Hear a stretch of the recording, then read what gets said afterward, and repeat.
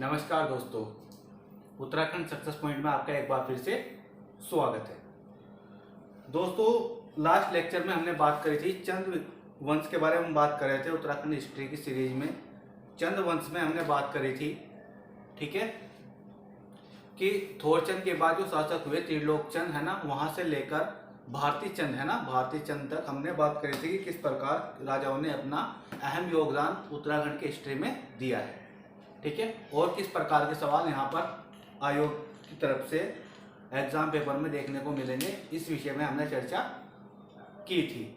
जिन लोगों ने भी वो लेक्चर नहीं देखा है, पहले आपसे रिक्वेस्ट है, चंद वंश के 2 लेक्चर हो चुके हैं, पहले उन्हें देखें ताकि आपका आधार मजबूत हो और आपको ये लेक्चर भी आसानी से समझ में आ जाए, ठीक है दोस्त। तो अगर आपने अभी तक वो लेक्चर नहीं देखे हैं तो बराबर में आई का बटन है, वहाँ से आप क्या कर सकते हैं, उस लेक्चर को देख सकते हैं। और पूरी उत्तराखंड की जो सीरीज है शुरू से स्टार्ट कर हम चंद्रवंश तक पहुंच गए हैं। चंद्रवंश में आज हमारा तीसरा लेक्चर है, ठीक है। आपने अगर अभी तक नहीं देखा है तो वो देख ले, और चैनल को अगर सब्सक्राइब नहीं किया है, चैनल से नहीं जुड़े हैं तो चैनल को सब्सक्राइब कर ले, ठीक है, और शेयर, सब्सक्राइब और कमेंट करना ना भूलें।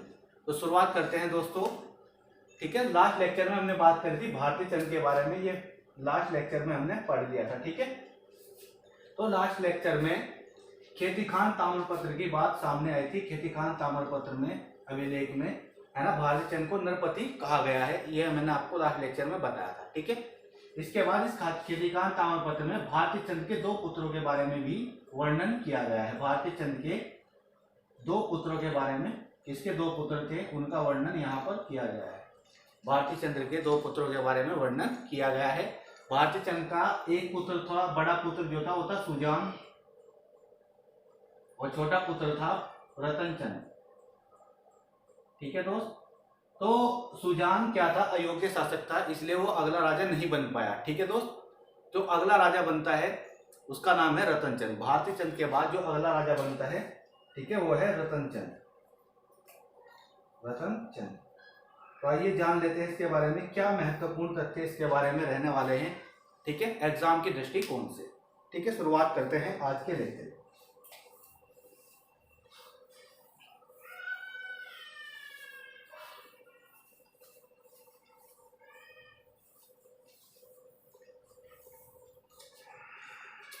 चलो देखते हैं दोस्त, है ना, क्या कुछ रहने वाला है। तो रतनचंद की बात करूं, 1450 से 1488 के बीच इसका कार्यकाल रहता है रतनचंद, ठीक है दोस्त। 1488 ईस्वी से लेकर 1450 ईस्वी से लेकर 1488 ईस्वी तक, है ना। 1450 ईस्वी से लेकर 1488 ईस्वी तक इसका कार्यकाल रहता है, 50 से 1488 ईस्वी तक, ठीक है दोस्त। तो लगभग बात करूं तो, है ना, 38 साल इसने क्या करा है, राज करा है। रतनचंद ने 38 वर्ष राज करा है, और अपने 38 वर्ष के कार्यकाल में इसने, ठीक है, बंदोबस्त, भूमि मापन प्रणाली पर ज्यादा क्या दिया है, फोकस दिया है, ठीक है। तो 38 के 38 साल इसके समर्पित हैं, किसे समर्पित है दोस्त, यह है भूमि बंदोबस्त को समर्पित है ना, भूमि की मापन को समर्पित है, भूमि मापन को समर्पित है। और भूमि मापन की सबसे पहले इसने क्या करा था, इसमें पहला काम क्या करा था, भूमि बंदोबस्त किया था, ठीक है। तो चंदों में क्या, उत्तराखंड के इतिहास में पहली बार अगर बंदोबस्त कहीं देखने को मिलता है राजाओं के समय में, तो पहला राजा रतनचंद ही था जिसने भूमि बंदोबस्त करवाया था, ठीक है। तो रतनचंद प्रथम राजा था जिसने उत्तराखंड में राजाओं के समय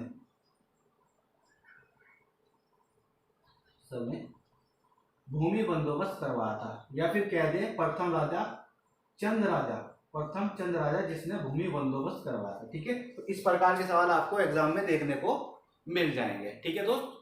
तो इसके बाद आगे बात कर लेते हैं, ठीक है।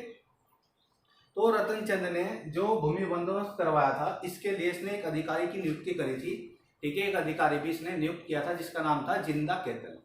क्या था उसका अधिकारी का नाम, जो भूमि बंदोबस्त अधिकारी जो था, जिंदा केतल अधिकारी की इसने नियुक्ति करी थी, ठीक है। तो भूमि बंदोबस्त करने के लिए इसने एक अधिकारी की नियुक्ति करी थी रतनचंद ने, जिसका नाम था जिंदा केतल, केतल, ठीक है दोस्त, ये भी आपको ध्यान रखना है कि जिंदा केतल नामक भूमि बंदोबस्त अधिकारी की नियुक्ति किसने करी थी। तो ये किसने करी थी, ये करी थी रतन चंद ने, ठीक है। तो इसके बाद बात कर लेते हैं दोस्त,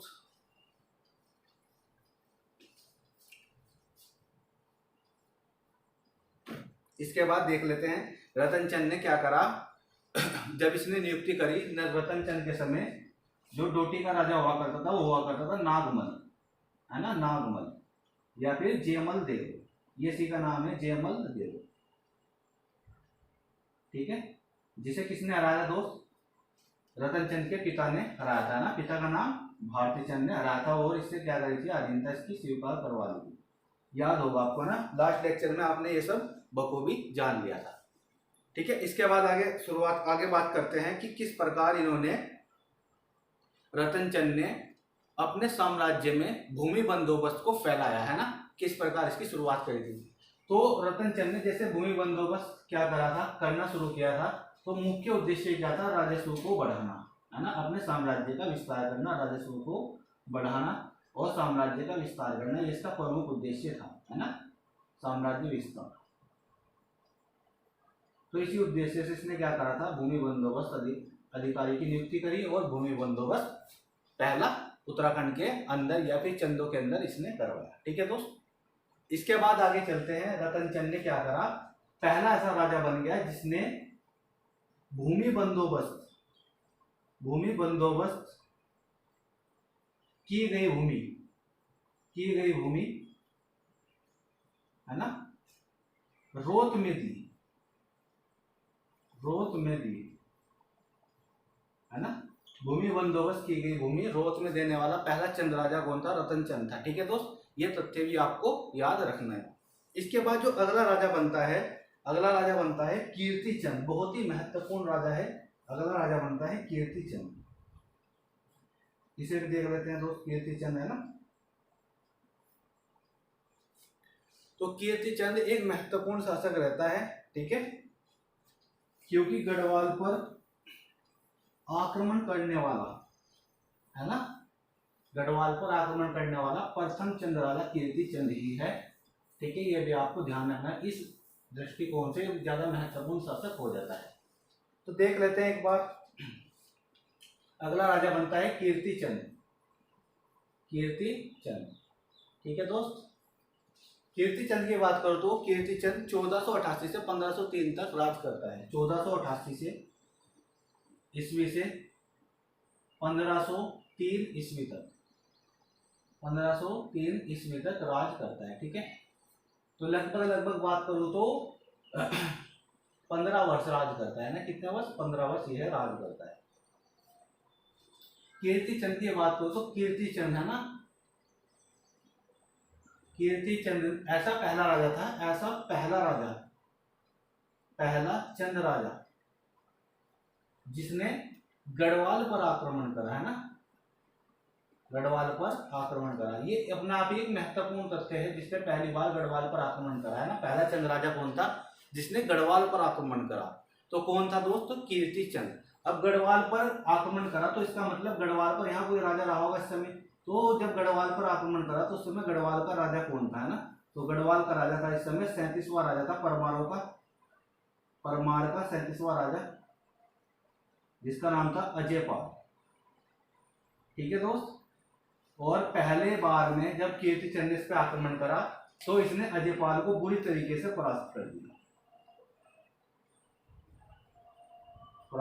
दिया, बहुत ही अच्छे तरीके से इसे हरा दिया, और अजयपाल का जो मनोबल था वो क्या हो गया, पूर्ण रूप से धराशाही हो गया।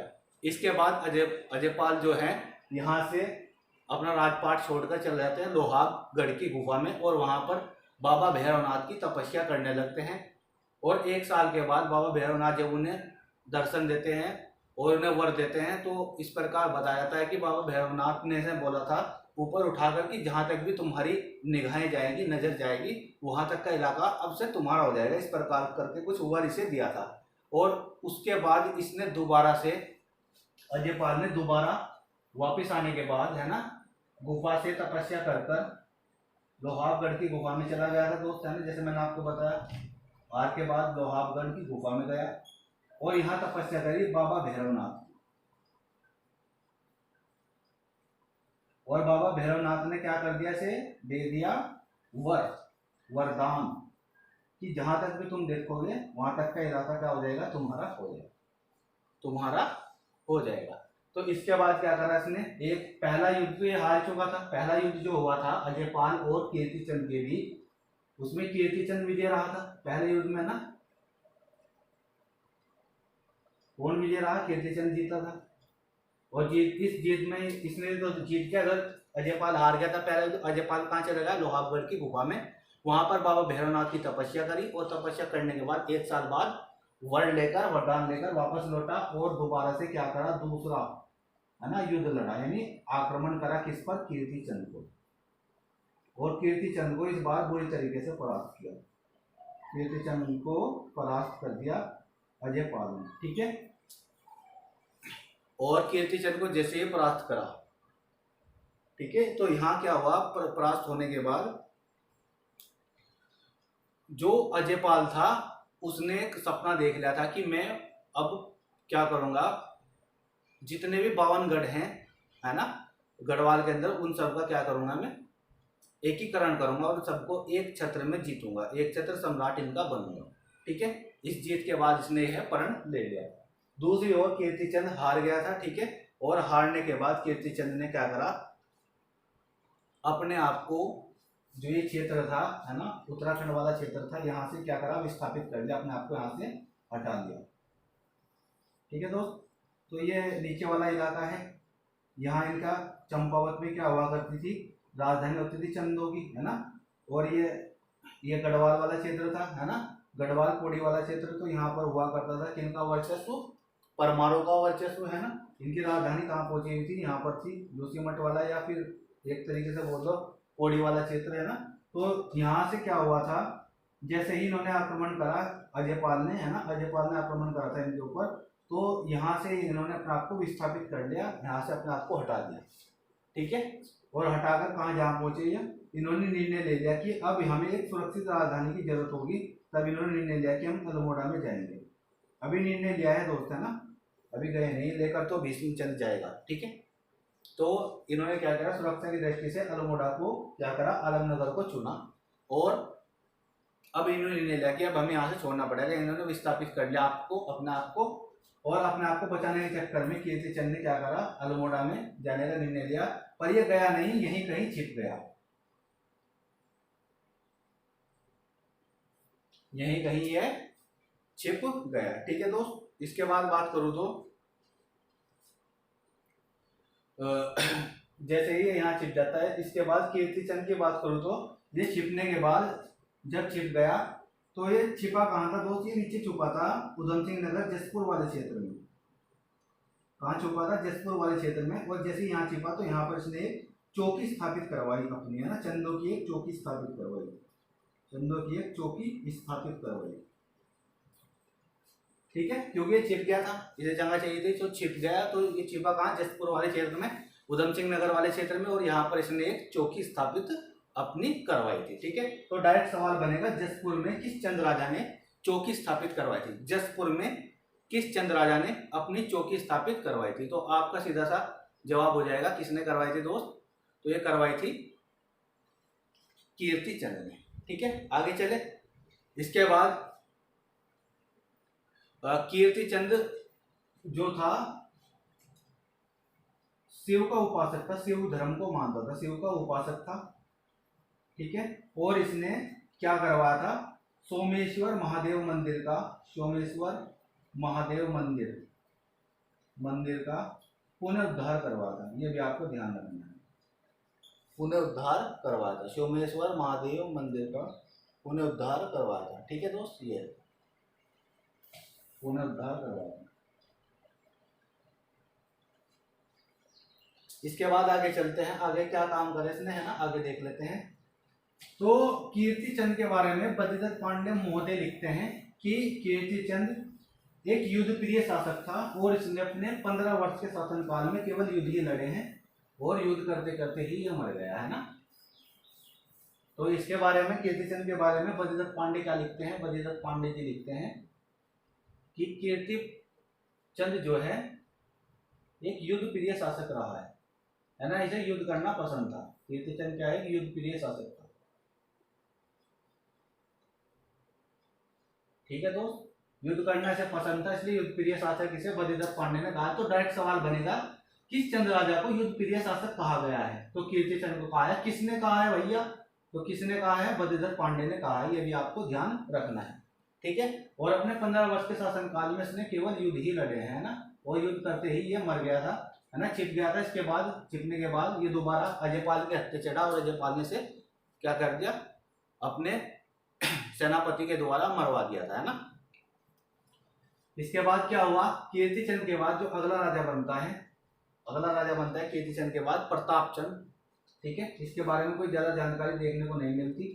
प्रतापचंद के बाद अगला राजा ताराचंद। के बाद अगला राजा माणिकचंद। ठीक है, ताराचंद के बाद अगला राजा माणिकचंद। इसका जो कार्यकाल बताया जाता है 1537 से 1548 के बीच बताया जाता है। 1537 ईस्वी से 1548 ईस्वी के बीच इसका कार्यकाल बताया जाता है। ठीक है, लगभग बात करो तो 11 वर्ष का इसका कार्यकाल रहता है। कितने वर्ष का? 11 वर्ष का इसका कार्यकाल रहता है। ठीक है, तो ऐसा बताया जाता है ये हुमायूं और शेरशाह के समकालीन था दिल्ली सल्तनत में, है ना। दिल्ली सल्तनत में ये हुमायूं और शेरशाह के समकालीन था। ठीक है दोस्त,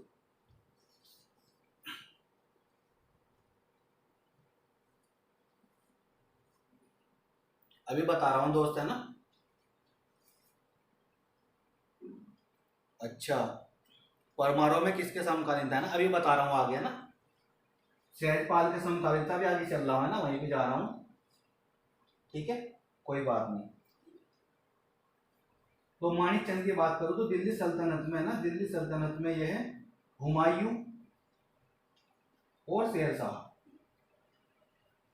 सूरी, है ना, के समकालीन था। और वही बात करूं तो परमार में, ना, गढ़वाल में, परमार या गढ़वाल में किसके समकालीन था? तो सहजपाल के समकालीन था। ये भी आपको ध्यान रखना है ना।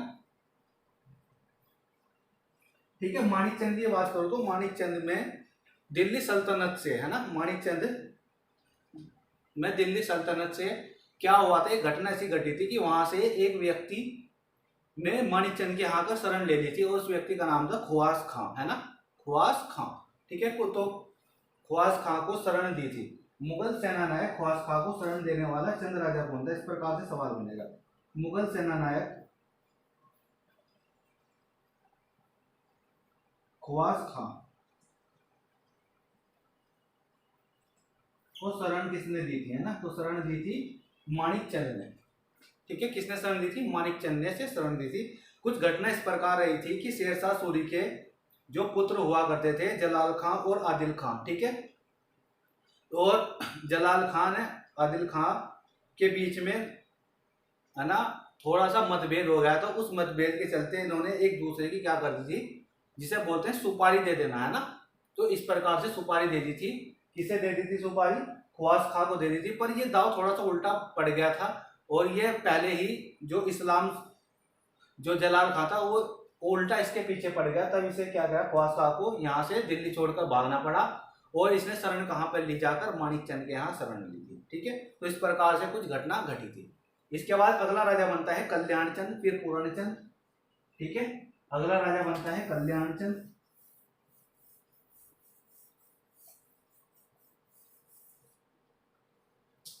कल्याणचंद अगला राजा बनता है दोस्त। इसके बाद पूर्णचंद।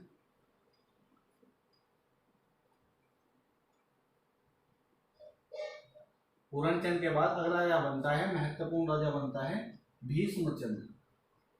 ये महत्वपूर्ण रहने वाला है आपके लिए, एग्जाम के दृष्टिकोण से ये महत्वपूर्ण रहने वाला है। ठीक है, तो देख लेते हैं भीष्मचंद के बारे में। कार्यकाल की बात करूं तो ज्यादा लंबा कार्यकाल इसका नहीं रहा है। ठीक है, 1555 ईस्वी से लेकर 1560 ईस्वी तक इसने शासन किया था, केवल 5 वर्ष का इसका शासनकाल है। 1555 ईस्वी से 1560 ईस्वी तक इसने लगभग 5 वर्ष राज करा है। और ऐसा बताया जाता है चंदों में सबसे उम्र दराज शासक यानी सबसे बूढ़ा शासक जो गद्दी पर बैठा कौन था दोस्त, है ना। सबसे बूढ़ा शासक जो गद्दी पर बैठा कौन था, भीष्मचंद्र था। ठीक है, तो देख लेते हैं आखिरकार ऐसे क्या काम इन्होंने करे हैं अपने 5 वर्ष के शासनकाल में। ठीक है, ये भी थोड़ा सा देखना हमारे लिए जरूरी रहने वाला है। ठीक है, तो बात करूं तो पहला काम, जैसे आपको बताया कि कीर्तिचंद ने पहले ही निर्णय ले लिया था कि अब हमें एक सुरक्षित राजधानी की जरूरत होगी, एक सुरक्षित स्थान की जरूरत होगी, क्योंकि अजयपाल ने पहले ही क्या करा, उनमें परास्त कर दिया था और वहां से खदेड़ दिया था। कहां से, इनकी राजधानी चंपावत से। अब ये लोग क्या करेंगे, इन्हें एक सुरक्षित स्थान की जरूरत है। प्रत्येक राजा एक सुरक्षित स्थान के बारे में बखूबी जानता था कि सुरक्षित स्थान अल्मोड़ा हमने चुन लिया है, पर वहां पर पहुंचना, है ना, प्लान करना और एग्जीक्यूट करने में समय लग जाता है। तो वहां तक पहुंचने के लिए जो काम शुरू करवाया वो करवाया था भीष्मचंद्र ने, है ना। तो इसने क्या करा, भीष्मचंद्र ने अल्मोड़ा में ठीक है एक नया नगर बसवाया। अल्मोड़ा उस समय नाम नहीं था, अल्मोड़ा नाम तो अब है ना, आज के दृष्टिकोण से हम पढ़ रहे हैं। तो भीष्मचंद्र ने अल्मोड़ा वाले क्षेत्र में, है ना, एक नया नगर बसाया जिसका नाम था आलमनगर, और इसे राजा नगर या राजनगर भी कहा जाता था। राजा नगर, है ना, क्योंकि राजा यहाँ पर आ गया था तो राजा का नगर, राजा नगर भी इसे कहा जाता था। ठीक है, तो इन्हीं चंदों ने नाम दिया था राजा नगर भी अल्मोड़ा को। ठीक है, क्योंकि राजा यहाँ पर रहने के लिए आया था, इसलिए राजा नगर इसका नाम संभवतः दिया गया होगा। ठीक है, अब अल्मोड़ा में आलमनगर बसा दिया और यही आलमनगर आगे जाकर अल्मोड़ा के नाम से प्रसिद्ध हुआ था। यही आलमनगर आगे जाकर अल्मोड़ा के नाम से प्रसिद्ध हो गया था। ठीक है, अब यहाँ पर अल्मोड़ा में जैसे आलमनगर बसाया तो मुख्य उद्देश्य था कि आलमनगर बसाने के बाद यहाँ पर अपनी राजधानी को लाया जाए और प्रशासनिक जो कार्य हैं इनके शासन प्रशासन चलाने के, वो सब कहाँ से संचालित हो, राजधानी से संचालित हो, अल्मोड़ा से संचालित हो। तो इसी क्रम में इसने क्या करा, यहाँ पर खगमरा कोट के किले का निर्माण करवा दिया। भीष्मचंद्र ने खगमरा कोट के किले का निर्माण कराया, कोट किला का निर्माण करवा दिया और खगमरा कोट के किले में अपनी राजधानी चंपावत से यहां लेकर आ गया, है ना, लेकर आ गया राजधानी। कहां पर, खगमरा कोट के किले में राजधानी यहां पर लेकर आ गया। ठीक है, तो ये जो राजधानी लेकर आया था ये पूर्ण रूप से नहीं लेकर आया था ना, आंशिक रूप से लेकर आया था। कुछ ही, है ना, जैसे हम मान लो घर ही बदलते हैं तो सारा सामान एक बार में नहीं बदल पाते।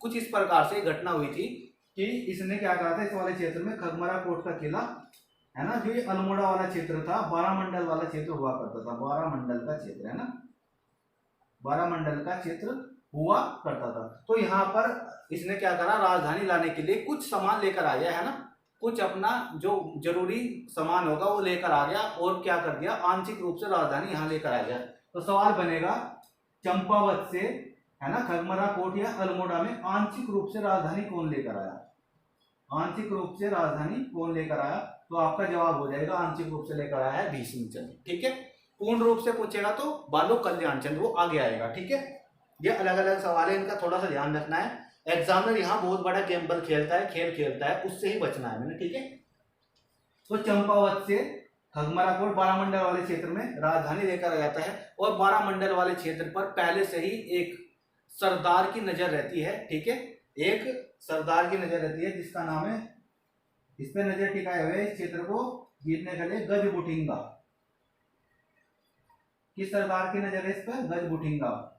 तो 12 मंडल वाले क्षेत्र में खगमरा कोट में जैसी राजधानी लाए तो अब इसकी जो नजर पहले से 12 मंडल वाले क्षेत्र पर थी तो इसकी क्या होगी, और भी अब प्रतिशोध लेना या एक तरीके से इसके क्षेत्र को जीत लिया, ऐसे इसे महसूस हो रहा था। तब क्या करा गजबुठिंगा ने, है ना, भीष्मचंद्र पर आक्रमण कर दिया। भीष्मचंद्र पर आक्रमण कर दिया और भीष्मचंद्र को युद्ध में हराकर इसे क्या कर दिया, समाप्त कर दिया, इसकी हत्या कर दी। ठीक है, भीष्मचंद्र को युद्ध में हरा दिया और इसे इसकी क्या कर दी, सत्ता समाप्त कर दी। ठीक है, तो इस प्रकार गजबुटिंगा ने भीष्मचंद्र की हत्या कर दी और 12 मंडल वाला क्षेत्र कब्जा लिया, अपने कब्जे में कर लिया, जिससे ये राजधानी का जो क्रम था ये यहीं पर रुक गया, है ना। आंशिक रूप से तो राजधानी ले आया था, पर अब कार्य संचालित नहीं हो सकते, है ना। कार्य संचालित क्यों नहीं हो सकते, क्योंकि इस वाले क्षेत्र पर चंदों का राज नहीं है अब 12 मंडल क्षेत्र पर, अब इस पर राज हो गया है गजबुटिंगा का। ठीक है, अब इस गजबुटिंगा को कोई हराए तो ये क्षेत्र हमारा 12 मंडल वाला क्षेत्र घगवरा कोट का किला वापस आए। ठीक है, तब जाकर हम यहाँ पर अपने शासन प्रशासन चला सकते हैं। चंदों ने ये बात बखूबी जान लीजिए। ठीक है, पर चलाए कौन, भीष्मचंद्र तो पहले ही मर चुके हैं, है ना। जो महत्वपूर्ण राजा थे वो तो मर चुके हैं। तो इसके बाद भीष्मचंद्र के बाद इनका दत्तक पुत्र, गोद लिया हुआ पुत्र अगला राजा बनता है। भीष्मचंद्र के बाद इनका दत्तक पुत्र, गोद लिया हुआ पुत्र राजा बनता है, जिसका नाम है बालो कल्याण सिंह।